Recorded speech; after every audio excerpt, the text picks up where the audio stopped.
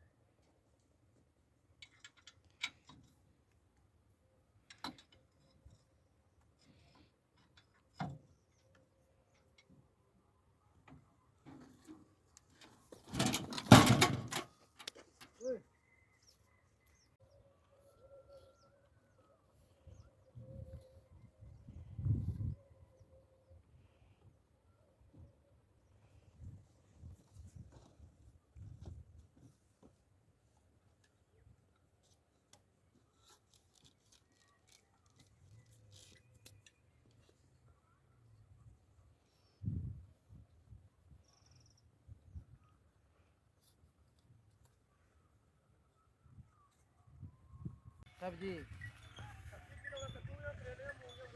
मूलियां घुंगरू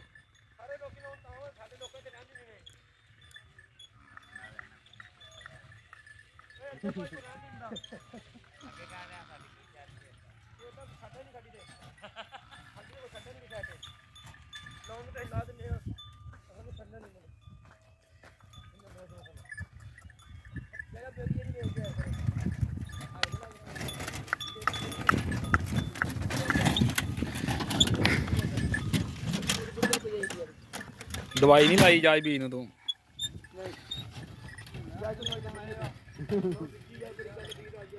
वहाँ पहुँचेंगे ਕਿੱਥੇ ਉਹ ਉੱਥੇ ऐसा होना जिदा हौली तुर के आने जे मासा स्पीड होनी ना ਜਾ ਬੀਜ ਚੈੱਕ ਕਰ ਹਾਂ ਥੱਲੇ ਕਿੱਥੇ ਜਾਣ ਡਿਆ उन्हें लगता है अच्छा ਹੂੰ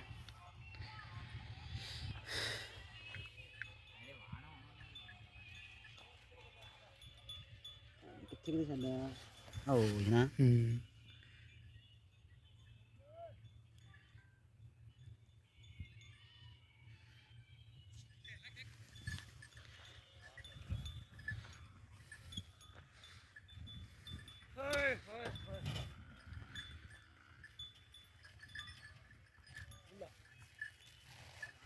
बैलों के साथ ये बैलों के